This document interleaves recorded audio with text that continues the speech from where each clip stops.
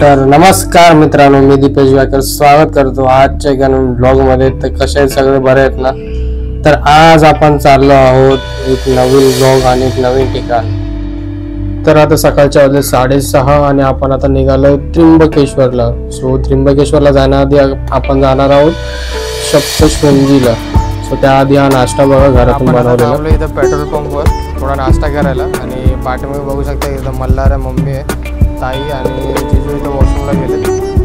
तर आपण आता इथे सकाळचे 7:30 वाजले आणि इकडनं थोडा नाश्ता करून आपण डायरेक्ट जाऊया पुढे। इकडनं घेतलं होतं आपण चिप्स मल्हारसाठी आणि हा सकाळचा उजेड। मल्हार आधी नाश्ता करून घे, होते नाश्ता कर। तो आता नाश्त्यामध्ये आपण घरातूनच बनवून आणले चटणी आणि इडली।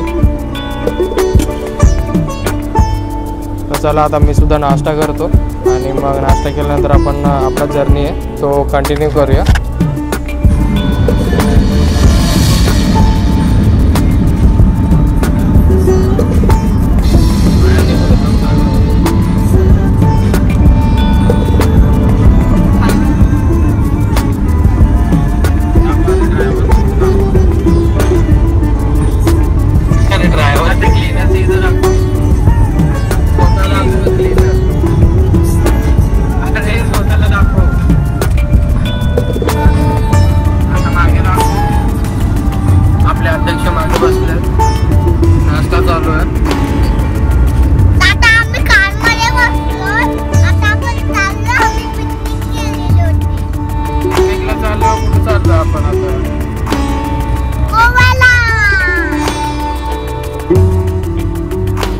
नाही चाललोय आपण चाललोय त्र्यंबकेश्वरला बाप्पाकडे।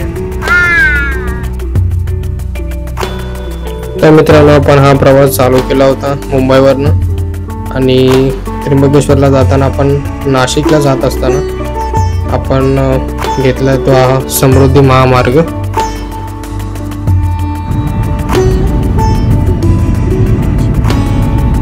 सो लगभग 2 तास प्रवास केल्यानंतर आपण पोहोचलो सप्तशृंगी मातेच्या वणीगडाच्या जवळपास। आणि इथे बघू शकता गुरे गाय आणि हाच आहे तो डोंगर वणीचा सप्तशृंगीचा। तर मित्रांनो, इथे तुम्हाला दिसेल हे सप्तशृंगी मातेचं एंट्रन्स गेट आणि जसं जसं आपण पुढे जाणार आहोत तर आपल्याला घाट लागणार आहे। सो आपल्याला डोंगर वर चढून पार करून मग आपण पोहोचणार आहोत वणीच्या गडाजवळ। सो इकडे येताना तुम्हाला एसटी सुद्धा भेटणार आहे जर तुम्ही प्रायव्हेट व्हेकलने नसेल यात तर।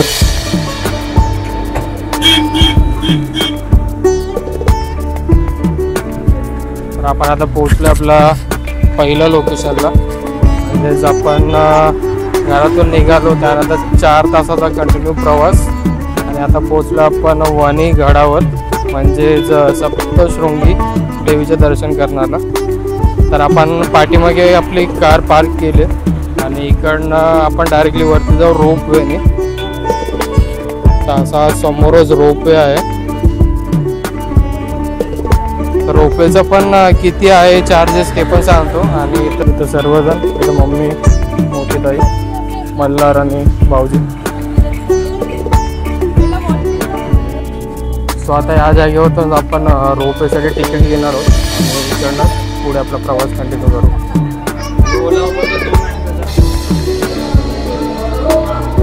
तर आपण आता इथे तिकीट काढले। सो जर 12 वर्षाच्या वरती असेल तर मग 120 रुपये लागणार आहे अप अँड डाऊन आणि जर अगर 3 ते 12 वर्षाच्या आत असेल तर तुम्हाला लागणार 60 रुपये अप अँड डाऊन। तर आपण आता तिकीट काढले आणि इकडनं एंट्री आहे समोरच। तर रोपवेच्या एंट्रन्सच्या बाजूलाच इथं वटी वगैरे आहे, इथे तुम्ही घेऊ शकता। तर साधी ओटी इथं 100 रुपयाला आणि बाकी 250 त्याच्यावरती आहे। प्राइजेस चेंजेस आहेत। तर आपल्याला लागणारा ओटीचं सामान आपण इकडे घेतलेलं आहे आणि पुढे चाललो आहोत आपण रोपवेसाठी। तर जसे तिकीट भेटले त्यावरती पण QR कोड होतं। तर आपला जसं घाटकोपरला किंवा जसं आपला मेट्रोचा प्रवास करताना आपण QR कोड बघतो तसं सेम टू सेम इथे QR कोड स्कॅनिंगचं एंट्रन्स आहे समोर. सो आला तर तिकीट सांभाळून ठेवा, कारण रिटर्न जर्नी आहे. तिकीट हरवली तर वांदे होते.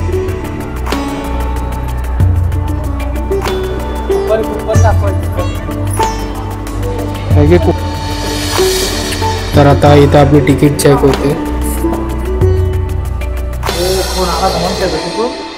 सो हीच आहे आपली तिकीट. सेमच तिकीट आहे सर्वांसाठी, फक्त अगर तुमचं कोणी लहान येत असेल तर त्यासाठी याच्यावरती थप्पा मारून देतात हाफ तिकीट. आणि एंट्री मारताना स्टॅम्प मारला. ॲक्च्युली मी बोललो स्कॅन होणार आहे, बट स्कॅन नाही झाला, इथे स्कॅम झाला.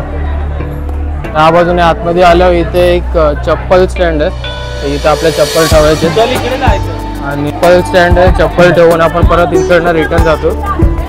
इकडनं फिरल्यावर या साईडला बघू शकता वे टू रोपवे. सो इकडनं सरळ गेल्यावर आपल्याला रोपवे भेटेल. ती रोपवे पकडून आपण वरती मंदिराकडे चाललो. तर आता इथे क्लायमेटचा विचार तर इथे दुपारचे 1 वाजले तरीसुद्धा इथं थोडीशी थंडी आहे. म्हणजे मला असं वाटतं रात्री तर खूपच थंडी असणार आहे. एक्सपेक्टेड आहे, बघू काय होतं. तर मित्रांनो ही बघा आपली रोपवे. इकडचं सिस्टम भारी आहे. जाताना आपल्याला एंट्री ट्रेनच्या राईट साईडनं आणि परत उतरताना राईट साईडनं.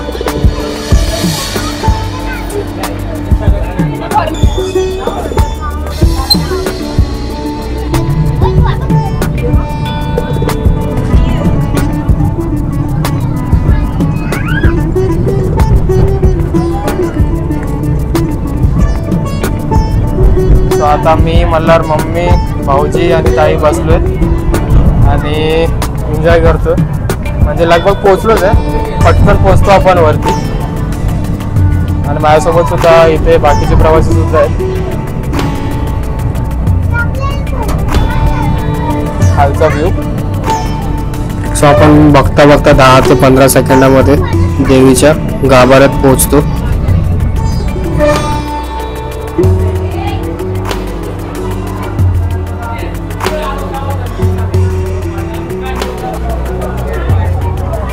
तर मित्रांनो तुम्ही जसं वर पोचाल तर इथे जशी आपली रोपवेची एक लाईन आहे, एक VIP एंट्री आहे जी डायरेक्ट मंदिरात जाते आणि एक नॉर्मल स्टेअरकेसने येणारी पब्लिक आहे. सो थोडं वरती आल्यावर वातावरण थोडंसं गडबड असणार आहे, बट आमच्या दर्शनात ठीकठाक 1.5 तास लागला.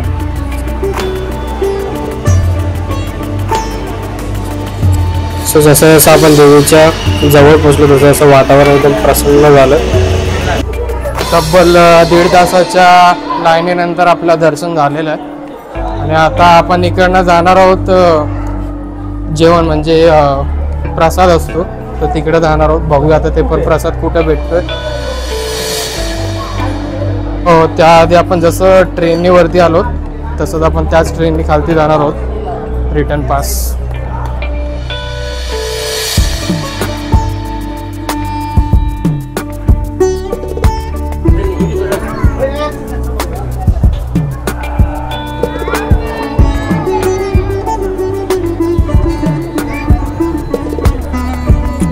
तर मित्रांनो इथपर्यंत आलाच आहात तर चॅनल नक्कीच सबस्क्राईब करा आणि व्हिडिओ आवडली असेल तर नक्कीच लाईक करा आणि पुढे एन्जॉय करा हा व्लॉग.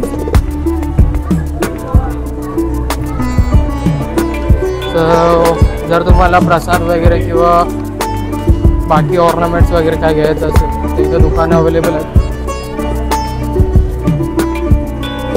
रिजनेबल प्राईस आहे, घेऊ शकता.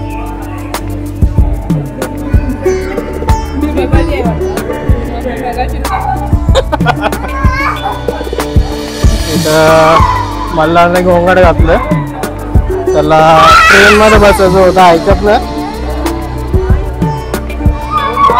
रे मल्हार काय करतोय. आता इथं मल्हार ऐकत नव्हता, त्याला धबड धबडलं आणि इथं बसवलं आता जेवायला. आता ते थोड्या वेळातच आम्ही ऑर्डर केलंय पनीर टिक्का मसाला आणि छोले भटुरे येईल. मग आपण इकडनं जेवू आणि डायरेक्ट जाऊ त्र्यंबकेश्वरला. का मल्हारच्या टीचरला दाखवा व्हिडिओ कसा रडत होता. मी काढलाय आणि पाठवतो तुम्हाला. आम्ही आता मल्हारला नेक्स्ट टाइम घेऊन नाही येणार. तो पण ब्लॉग मध्ये ऍड करा.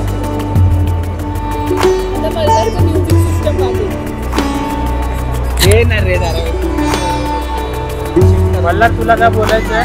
मामा विचारते ब्लॉग. तुला काय बोलायचं आहे? बोल हे ना, बोल ना लवकर. माईक देतो बघ. नेक्स्ट टाइम देणार नाही माईक. सो आलं आपला छोले भटुरे, चपाती, पनीर टिक्का मसाला. मल्हार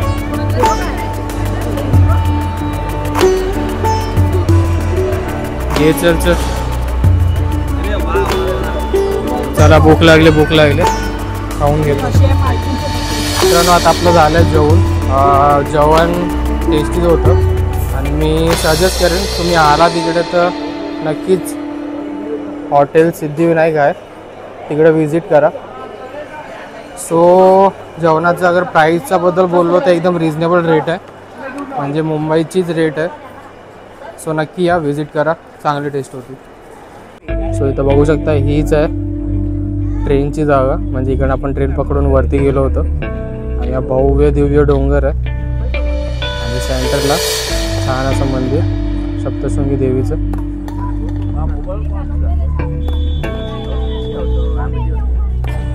सो आता इथे जसं आपण दर्शनासाठी 1 वाजता पोचलो होतो, दर्शन वगैरे करून जेवण वगैरे करून आता आपण इकडं निघालो आणि इथं वाजले 3:15. सो आमचा प्लॅन होता.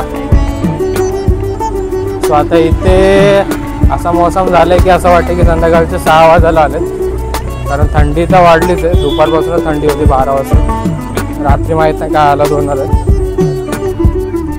तर आता आपण आहोत आता सप्तशृंगी आणि आपण आता जाणार आहोत इकडे त्र्यंबकेश्वर. सो टोटल मॅपच्या प्रमाणे मी चेक केलं. सो किलोमीटर आहे 122. साधारणतः मला असं वाटतं 1 ते 2 तास लागेल पोचायला. तिकडे पोचल्यानंतर आपण चेक इन करू रूममध्ये आणि त्यानंतर बहुतेक जसा वेळ बघू किती वाजले त्याप्रमाणे मग जाऊ आणि मग मंदिरामध्ये जाऊन दर्शन घेऊ आणि बघत राहा आवडो.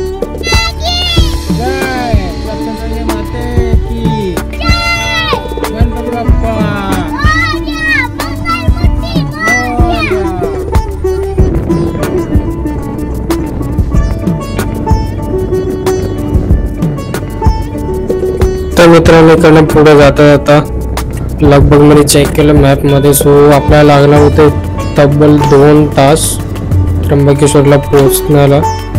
इथं मध्ये मध्ये वातावरण बघू शकता. सो हा घाट आपल्याला उतरायचा होता.